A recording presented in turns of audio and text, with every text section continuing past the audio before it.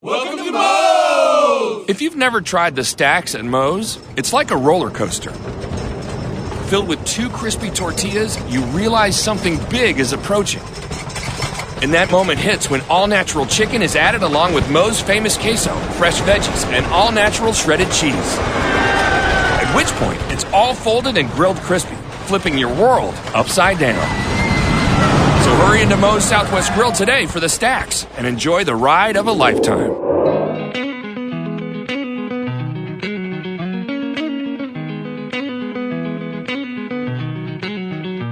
We are hitting the boat. NorthJerseySports.com original multimedia series talking all things soccer across North Jersey. This is Season 3, Episode 2. I am Corey Doviak, and admittedly, I don't know anything about soccer. I've had a tough week. I've tried to get to a couple of different games. I showed up at some empty fields. So it's a good thing that I brought on our 2 NorthJerseySports.com insiders as we welcome in former Cliffside Park head coach, county tournament winning head coach, I should mention, Jim Fusey. What's going on, Jimmy? What's up, big man? Everything's good here. And our NorthJerseySports.com's very own Richie Ballgame Barton, who also doesn't cover much soccer. He's more in the field hockey field nowadays. Richie B, what's going on? I like to think of myself as a nomad. I'm just kind of all over the place, covering whatever game, whatever sport. Jimmy, what do you think of the fact that Richie B covered Wayne Valley against Dwight Englewood field hockey today? Listen, mate, did they have a snack stand there, Richie? No, they didn't. They didn't even have, you don't even have fans at those games. So he actually covered the game then if there was no snack stand. Yeah. You know what? That's a good point because I'm noticing as I'm downloading his pictures tonight to put up and correlate for his story and everything else, I noticed there's a lot more pictures tonight than there usually is at a place where there might be a snack stand. What can I say? Listen, I'm a chatty Cathy who likes to eat, all right? All right, so I mentioned that I should mention what we have coming up on the show here tonight. First of all, I am looking forward to this. We are going to have Fort Lee head boys soccer coach Demba Mane will join us on the phone in just a few minutes. The Bridgemen are off to a 2-0 start to this season, but even more importantly, they've been building over the last couple of years. Made a good, strong run in the Bergen County Tournament last year. Had a lead late before losing to eventual champion Ramapo. So it's going to be interesting to catch up with Demba Mane and see what's going on with the Bridgemen on the eve of a big game against Jimmy Fusey's beloved Cliffside Park Red Raiders coming up on Thursday afternoon. So we'll do that. Also, we're going to talk some girls soccer here tonight because today, as we tape this, it's Wednesday night. Northern Highlands in the rivalry with Ramapo won a 1-0 decision to stay unbeaten this year. So far this year, they've beaten a powerhouse from California and also their closest public school rival in Ramapo. And then we'll talk a little IHA soccer, too. I covered the IHA DePaul game on Tuesday afternoon. I got an interview with Brandon Silva that will play. But before we get to all that, now, Jimmy, you are on here because you're our resident in-house expert. I mean, you've won county championships. You've won state championships. You've won state sectional championships. You've won just about everything that can be won by a high school coach, right? So, right, Richie B, he's an expert. Do we agree on that? The best ever. The best I've ever seen. Yeah. Sort of. So, Jimmy, before we get started on tonight's show, I would like you to explain this statement from last week's show, which was Season 3, Episode 1. This is Jimmy Fusey from last week. Not to knock anybody in Bergen County, Hudson County, but I think at the end of the day, at the end of the season, don't be surprised if Clifton is ranked number 1. To be honest with you, I'm not certain if they're going to let up more than 4 goals all season. Now, Jimmy, gotcha. You're a little bit behind the 8. No, I'm not. Clifton lost the season opener. They lost their season opener 3-2 to Bergen County. Okay. I said 4 goals. That's not 4. They didn't clip 4 goals, yeah? All they have to do is shut out the rest of their opponents. No. I'm shut everybody out. They just got to let 1 more. I didn't lay it on heavy, but I still stand behind my word. All right, Richie B, I thought he was going to crack. Right. He's standing up. No, he's... Listen, mate. I said at the end of the day, at the end of the season, Clifton will be right where I projected them to be. And if they're not, I'll take both of you gentlemen out to Hiram's. Okay? And if they are, you guys got to take me to Hooters. We'll take you anywhere. Okay. I'll take it to Morton. And I mean, right. but I think they're going to turn around. I think they're still going to have a great year. Mm-hmm. I mean, Stan Lindbrook is one of the better coaches in North Jersey, if not New Jersey. But Right. you know, listen, Right. don't let Jimmy say how great your team is, because No, you know, I'm the kiss of death. KOD. Let's just put it. Right, let's put in the conditions. We were in no means demeaning Clifton at all. In that, we just wanted to have a little fun with our guy Jimmy Fusey, and we're going to have a little bit more fun here as we welcome in a guy who is, well, he has a fan club. It's run by a certain member of our panel here on Hitting the Post. Jim Fusey's favorite coach in Bergen County now joins us as we welcome in Fort Lee's Demba Mane. He joins us on the Moe's Southwest Grill Hotline. Coach, thanks for joining us here on Hitting the Post. Thank you guys for having me here. No, it is our pleasure, and we really, listen, we're thrilled to have you on the show. You're doing great things down with Fort Lee, but really what we had to shut up Jimmy. I mean, all he talks about is what a great job Demba Mane is doing at Fort Lee. So, let's get a close-up perspective. Okay. I've covered Fort Lee for a long time, back to the Bob Saccone days. Struggled a little bit in the aftermath of that, and now you seem to have the Bridgemen back up and running. I mean, we'll talk about last year a little bit. We'll talk about this year a little bit. But just before we do that, give us a little state of the state on Fort Lee soccer right now. Well, after Bob, I was trying to get Fort Lee relevant. I just want to make the program relevant again because Bob Saccone, I thought, did a decent job with what he had, or he had to work with. Yep. So when I took up the program over, I just try to keep us relevant. We were okay competing on our division. We have a few league title, but every time we step into the county tournament or the state tournament, we never really put our best, game together.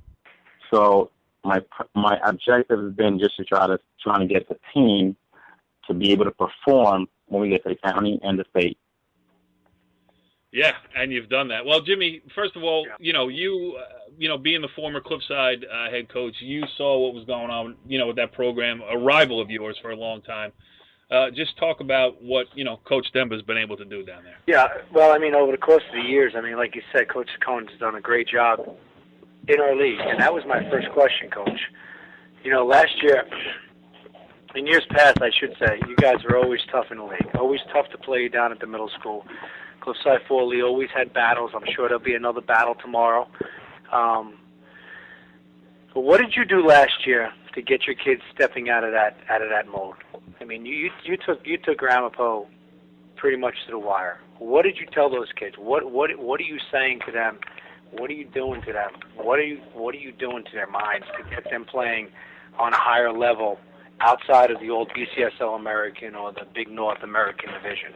Well, we always felt confident playing in our league, whether it was a 10-team league or a 5-team league. And I experienced that as a player and now as a coach.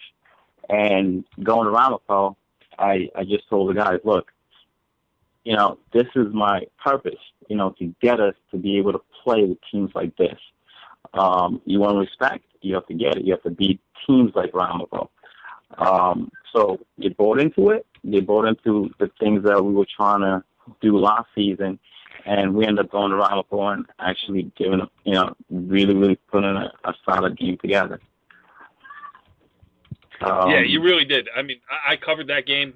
You were dangerous the whole way through, and you don't want to say it's moral victories, but Ramapo did go on to, and Ramapo certainly ran the gauntlet. First of all, I was at the Dwight Englewood game when you won in the play-in round to get to Ramapo. Then you gave Ramapo all they can handle, and then Ramapo ran the gauntlet. So it's not, I think after you, then they beat, I'm trying to think of who they beat after. They beat Tenafly. And Bergen Catholic, and then Northern Highlands to earn a Bergen County championship. And I thought it was so close last year, but you lose a lot of, you have a lot of good players back, but you lose a lot of that, natural scoring ability from last year's team. So how are you trying to, deal with that and pick things up, and who's stepping in to fill those roles this year for you? Yeah, losing Paul is a big loss. Paul Leali, he scored 18 goals last season. It's a great body control. He could play with, his back to the net.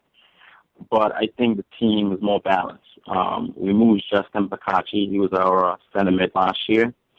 Now he's in the front line. He has scored 3 goals in 2 games. Scored 2 against Riverdale and 1 against Englewood. Again, he bought into what we're trying to accomplish here. I just think the team is balanced. I think we were stronger this year than we were last year. Yes, we don't have Paul, but we have other kids who are able to contribute in terms of being able to find a goal. Justin is one of them, Peter Kim, and I also have some defenders, on set pieces that could get forward and be able to get a goal. So we're gonna be okay. We've just been trying to focus the team on being organized defensively, because that will transition into offense. So Richie B, I don't even know why we have you on for this interview. I mean, what do you know about old BCSL American Division soccer? But I will let you ask. Well, not nearly as much as Jimmy Fusey over there. I mean, who knows more than that guy? But talk. Coach, formation. Richie B's never even been to Hiram's. He's never even been there. No, that's untrue. Yeah, I've been there. Come down to Hiram's. I've been there several times. Okay. But you think Ruts Hut is better, correct? It's a toss-up.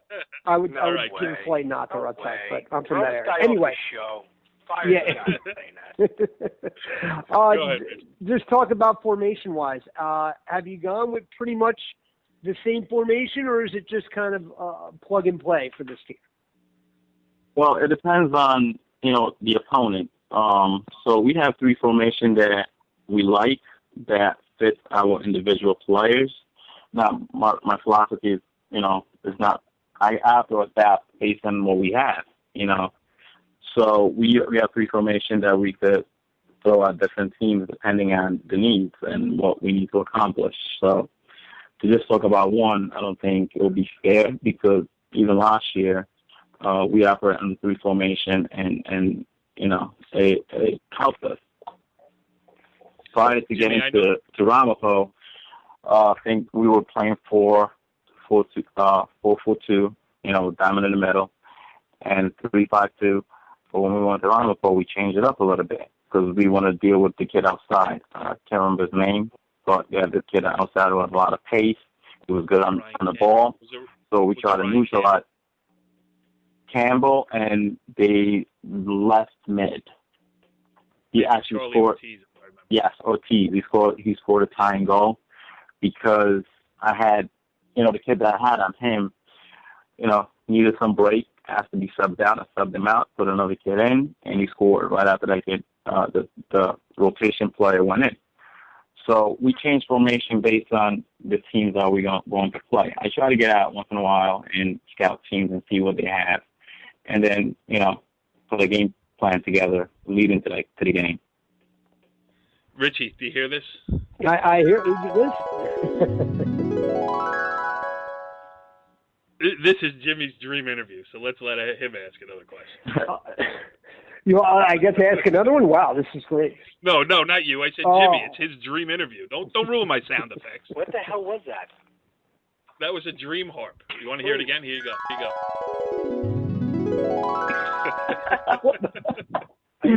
What's going on? What is this? What's going on here? No, Dig. You mentioned you lose Paul Leali. You mentioned you moved the kid from the middle up top. You mentioned a few other names in your back line. You're missing a big name there. I mean, I think your strength is from your keeper this year, is it not? Oh, definitely, 1,000%. Muhammad. Yeah. Muhammad is huge for us. Yeah. Huge. He basically orchestrates our defensive line. He's vocal, and plus he has great hands. He's agile. He's an athlete, and we couldn't be in a position where we are today if it wasn't for Muhammad. He had 7 shutouts last year, and I think he's overlooked in the county because, again, Foley doesn't win.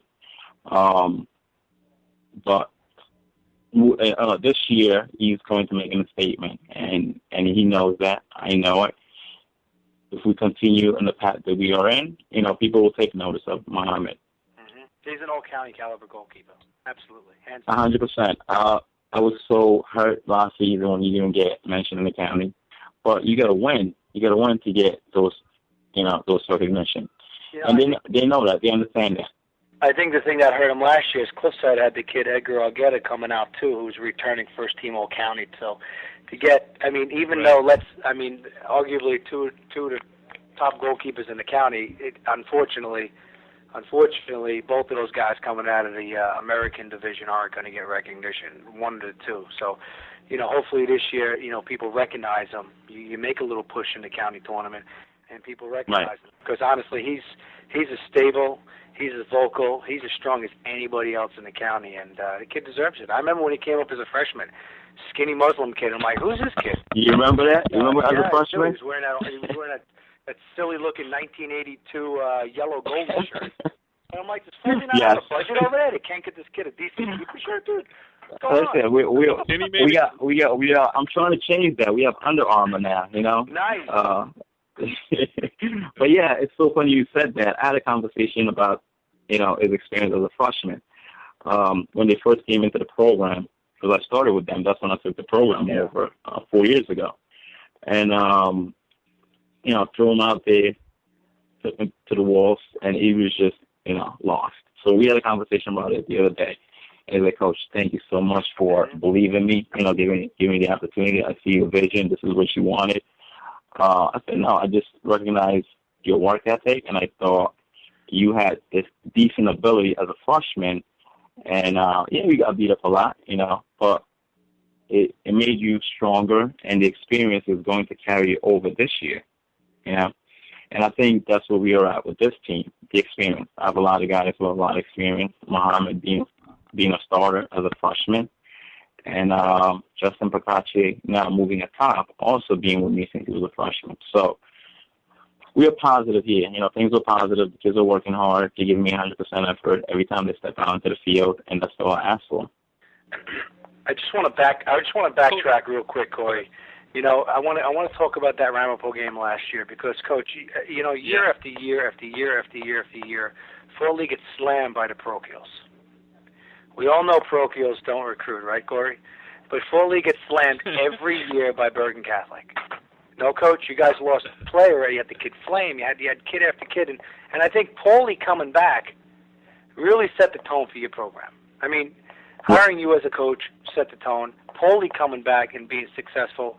And I think that Ramapo game last year really set the tone for those kids in Fort Lee to stay in Fort Lee. And honestly, you've done a lot of good things over the course of the 4 years, but I think Paulie coming back and that stepping out of our league and playing a really tough county championship opponent in the first round and taking it to him, I think that really, really turns your program. And now people are like, well, why am I going to go to Bergen Catholic and spend $13,000 when my kid's a good ball player?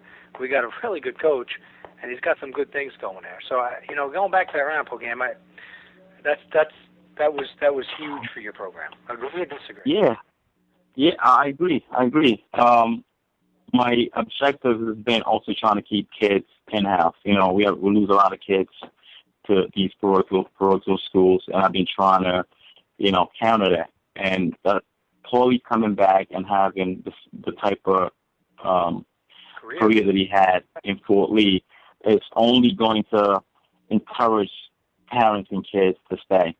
I work closely with the recreation soccer president, Alan Keller, in town to make sure we keep these kids at home. I don't want to see them. I don't want to see them doing the county tournament, facing their friends and stuff like that. So we've been trying to just trying to do well. I think Paulie coming back and having this career that he has will set standards moving forward.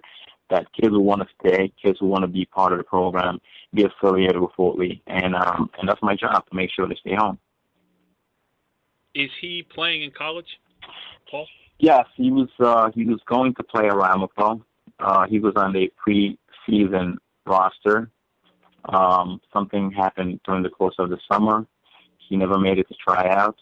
I spoke to him yesterday. Well, didn't really speak to him, but got him a little bit. But he's going to try out next season. You know, he doesn't understand the transition from high school to college yet. Coaches ain't gonna wait around for you. You know, you got to show up when it's time to show up. You know, they won't take the extra time like high school coaches will do because they're still teenagers, and with teenagers, you got to teach them accountability. You know, so he kind of, you know, hoping to come back next year and try out. Yeah, and which is to the point that I always make in all of the shows that we do here, regardless of the sport. When you have the opportunity in high school to play with your friends and you go through the experience, high school sports is not about how can I get to the next level. High school sports is about playing a sport that you love and having fun while doing it. Whatever's going to happen next is going to happen next. And you don't have to go to one of these, to a parochial. Although, listen, if somebody wants to get a parochial school education for their kid, more power to them. If that's what you believe, But as far as sports go, the best experience is to play. Yeah. Regardless of where it is, regardless of wins and losses and everything else. I mean, I've talked about this a million times before. 20 years from now, at the 20-year reunion, no one's talking about the wins and the losses. They're talking about, who missed the bus, whose shoelace broke, funny stories like that. And those are the things that stick with kids. And as we talk about time after time, I mean, that's what's really getting lost with high school sports, is that there should be no pressure placed upon it. It should be just, hey, let's go play. But, that's me on my soapbox, and I've been on it for I sound like an old man here. No, you're 100%. You're 100%. You're 100% right. That was instrumental on Paul coming back. I had a friend reach out. And I'm sure he had a blast. Yeah, I had a friend. I'm sure he had a blast. He spoke to the team before he left, and basically he told the team that he wish he had more time here in Fort Lee. He only played 2 seasons, and he said, I wish I had this experience for 4 years. I envy those that do that, but again, it's life. You got to learn. He was with his friends when he was at the other school. It was almost like a job. Well, it is a job, but at the same time, like you said, missing a bus. They know all these backstories about each other. They've been together since they were in kindergarten. So it's a big, big part of high school soccer, and I want every kid in Fort Lee to experience that. They don't need to go to other schools. We're trying to change the culture here, and I think we're in the right path. We enjoy the soccer that we are playing at the moment, and I'm hoping to grow and improve as a coach. Continue to learn from guys like Fusey. I'm young. I'm a young coach. I'm still learning. So we got to keep kids who are here. And if they give me the opportunity, they'll be just as happy as Paul was. Yeah, listen, Jimmy, I hate to give you credit, but Demba Mane was a great guest here on Hitting the Post. You got to listen to me once in a while, buddy. Demba Mane, the head coach of the Fort Lee Bridgemen. Now, as we tape this on Wednesday night, where is that Cliffside game tomorrow? Is it at your place or at Cliffside? It will be at Cliffside, and it's going to be a hostile environment. I enjoy going to Cliffside as a player, as a coach, but we're going to be prepared. The boys have been working hard. We have a lot of respect for that program at Cliffside, and we're looking forward to the match tomorrow. What, is it a afternoon game? Yeah, 4:00. That's it. I'm coming. I'm stopping at Hiram's first. I'm going to bring my 2 hot dogs. I'm going to bring my 21 CB and my U-Hoop right up. I get priority parking over there at Cliffside Park. I happen to know the athletic director very well. And I'm coming. I'm covering the game tomorrow. So you got me tonight. Very good. You got me tomorrow. And we appreciate you. Wait, the fans of Hitting the Post here have something to say, too, about your appearance. Thank you, guys. Thank you so much. We appreciate you joining us here. Fusey, are you going to be around? Are you going to be there? Unfortunately, I won't because my son's got practice at 5 o'clock. Oh, okay. That's one of those parents. Demba, that's one of those parents. Look, his kid's 2 years old. Get it right. He's only 17 months, man. No, JD's got Good practice. luck. Thank you so much, guys. Busey, thank you again for the opportunity, and thank you guys for the opportunity. Wow, interesting stuff there with Fort Lee head coach Demba Mane. And Jimmy, I give you credit. Great guest, doing great things down there with the Bridgemen. I wasn't going to wish him luck, though. As much as I love him and what he's doing over there, I still bleed red and black. I can't wish him luck for tomorrow. I just hope he doesn't get hurt, Stay healthy, right? Stay healthy and lose 2-1. How about that? Just stay healthy. That's it. All right, Richie B, in a game that neither you nor I covered, but either you or I should have covered, Northern Highlands with another impressive win, 1-0 over Ramapo today.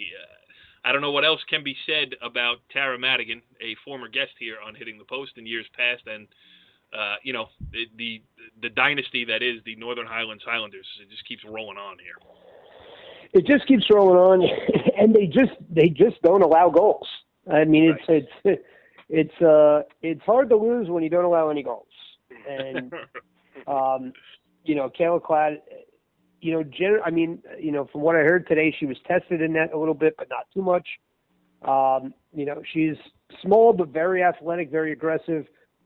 Morgan Busaka in the back is about as steady of a defender as there is in New Jersey, and has been for years now.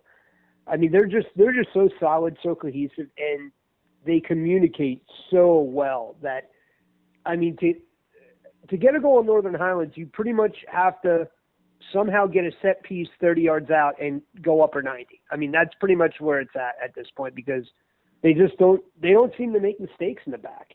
And, when you do that and you have someone like Casey Richards, who's New Jersey's premier playmaker in the middle of the field, and speed on the wings, good things are going to eventually happen. Even when Highlands isn't playing their best, they're always just going to find a way to grind it out and wear you down.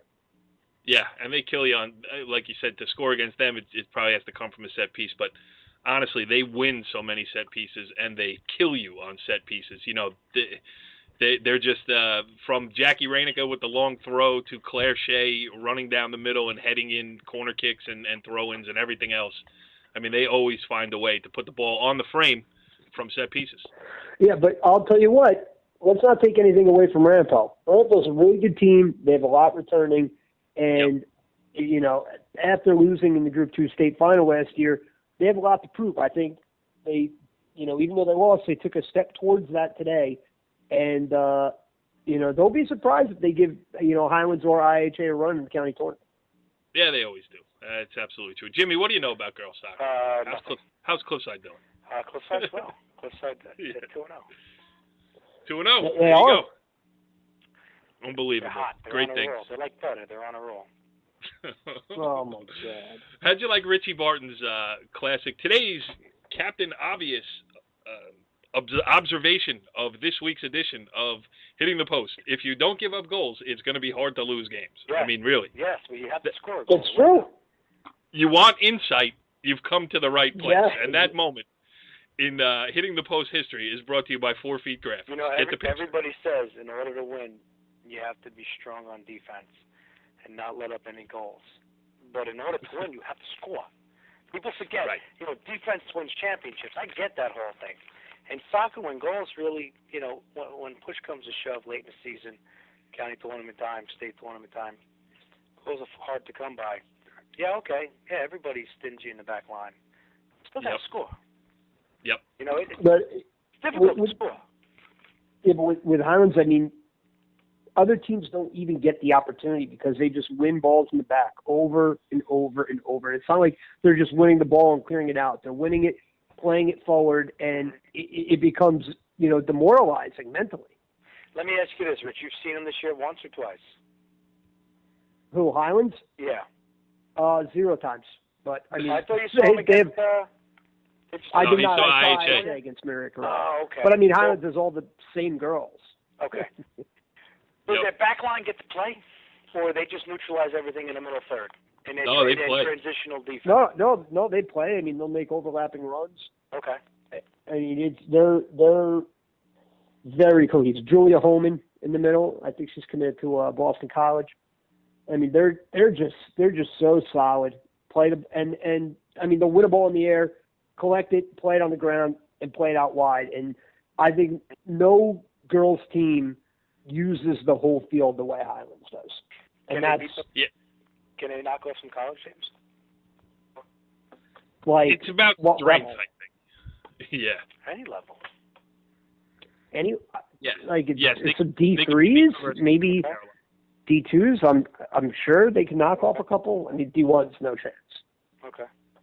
Yeah, I covered their state final last year, and their defense coming into play and making those overlapping runs. I mean, they attack with 9 sometimes because they're that fast and they understand the game that well. Where they cover for each other. So if the outside back is making an overlapping run, somebody's coming from the other side to fill that spot, and they never get caught out of position. So that's Northern Highlands, and it's a story, we haven't done them yet, but it's a story that we will follow throughout the season. I mean, Richie B, we will get them late. We will get them often. IHA is the team, that ended Northern Highlands' unbeaten run last year in the Bergen County final, lost a lot of great players from that team, and then, Richie, this is something that we didn't even touch on last week. We're talking about that Maria Carrillo on opening weekend of the season. First of all, it was a great event, great idea to bring in a California powerhouse to play both IHA and Northern Highlands. IHA got the first crack at them on the Friday afternoon in a game that you did cover, lost, and then Northern Highlands beat them on the Saturday morning of Labor Day weekend. So, Northern Highlands had a little bit of an advantage. Maria Carrillo was tired, travel, everything else. They probably wouldn't have changed the outcome. I'm not trying to say that at all. But what I am trying to say is that loss by IHA on the opening, for IHA to be under 500 at any point in a season, to be 0-1, Richie B, a little bit eye-opening, no? No doubt about it. I mean, not even so much that they lost, is that what I touched about on last week's podcast is that they generally don't get tested until really well into October, and to take on that challenge, I think that shows how far soccer in Bergen County has come. I mean, you got a team that is in the top 10 nationally, for whatever you think those rankings are. I mean, they're a team that wins state titles year after year after year, and they're coming out to play 2 of our best teams. I mean, that just shows that. And then you think about other teams like, the Ramapos, the Riverdales, Ramsey, Mawa.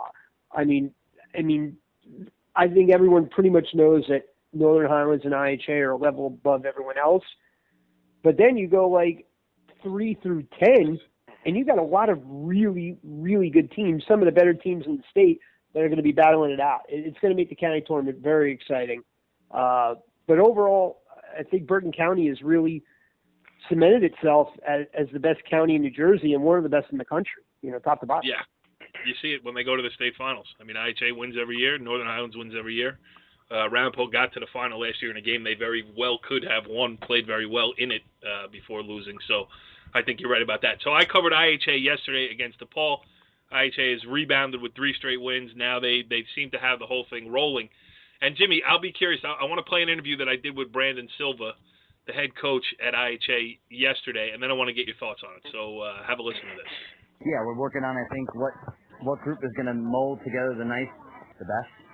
And to keep this fluency going, keep the morale of the team, because we have so many players that really deserve to play, and it's really difficult. They all really are working so hard and being so noble to what we're trying to do. And that's really everybody played today for whatever amount of minutes, but that's the idea. Let's just try to keep this cohesion and this fluency in our play and not be this direct, knocking it, whacking it kind of a team, running gun type of enjoyable to watch. I thought the diagonal crosses today, especially in the first half, were killer, yeah. Yeah, that's been something we've been working on, an imbalancing ball that goes across the field that, nothing too straight, something across. And, our field's smaller, so we have to be a little bit careful when we do it. When we have a little bit bigger space, it might be a little more powerful for us, so who knows? How about just trying to keep them focused game by game? Not that you feel like you're ever going to just walk out and beat somebody, but, you have big games ahead of you. You have, this program always has big goals, but those are only built day by day. So how about just trying to, preach, hey, let's just work on today. That's exactly what we're thinking about. Certainly just trying to get a little bit better every day, thinking about how we're doing that. We think about what potentially can come and what may not happen. It gets to be a little too overwhelming, I think, especially for a high school kid to think about. So we just try to manage what we have in front of us and what we can control. And that's certainly how we train, how we practice, how we treat each other, how we treat other people. And And that's what we work and we praise every day. Jimmy, it's a different situation than you were in at Cliffside. You were a Group 2 school, and for all the talented players, and you had a ton of them that came through. Your 11th guy, your 12th guy, your 13th guy, not necessarily you, but every program's trying to hide somebody. Brandon Silva's in a situation where he's got good players 1 through 18 or however many he's got on his roster. And that mental game is different for coaches. I mean, he's got to keep kids happy. It's kind of like Joe Torre in baseball. I hate to say it. You got to manage egos when you got that many good players, and I think you keep the players by challenging them in practice, in their training sessions. And I think if you can keep kids challenged in training sessions, then you're promoting a good player. You're making a good player a better player. Now, if you're not challenging players, you're not going to get that type of player. And I think in that interview, that struck a chord to me is, we want to control what we can control. And that's something I've said a million times as a coach. Every time you interviewed me, it's one of the things I've always said. We want to control what we can control. We don't want to worry about the weather. We don't want to worry about the officials. We don't want to worry about the field. To a certain extent, you really don't want to worry about the other opponent all that much, because when you're dealing with a 16-year-old kid, the more you change, the more confusion, the more panic that might set in. So I like when he said, we're going to worry about what we can worry about, and we're going to take it one day at a time. A lot of times, being a head coach for 15 years, I think when you get caught up in the success and everything, I think that's when you lose focus. And clearly from that interview, he's not caught up in any success. He in that interview, you could tell that he's all about challenging his players, keeping everybody on the same page. And there's a reason why IHA is as strong as they are. It's because you have Coach Silva now, and then you had the guy that he took over for, which wasn't a bad coach either. So. Yeah, from Silver to Silva, and both of them are outstanding coaches. And Richie B, really, what it does is, just makes the slow build toward, the eventual matchup between IHA and Northern Highlands. Yeah, well, I'm telling you right now. I think it's going to happen, but I think it's not going to be as clear cut as it was last year with those two getting there. Yeah, I know. I agree with you too. Let's not forget the one Indian caveat Hills to it all. Let's not forget Indian Hills. Knock off Ramapo last week. First time in 22 years they beat him. Go ahead and beat Ridgewood in double overtime tonight. So that's a team that's going to be thrown right in there in the mix that probably nobody wants to play. Yeah, no, you're right. And there's always that, who's that fourth team in the county that's going to take that spot. It's been Ramsey, it's been Mawa, it's been a lot of teams. And it's funny because the girls soccer side in Bergen County, there's more depth, I think, and in the boys side, the final 8, is 8 ever going to be to 1? Has 8? How many times or even the 7-2, the 6-3, those are tight games on the girls side usually. And Jimmy, sometimes we don't see that. No, you don't see that on the boys side most of the time at all. Right.